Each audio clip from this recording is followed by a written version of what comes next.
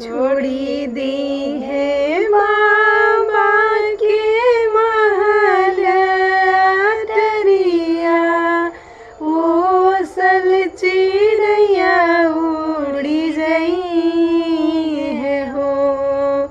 छोड़ी दी है बाबा के महल अटरिया, वो सल चिड़ैया उड़ी गई है हो।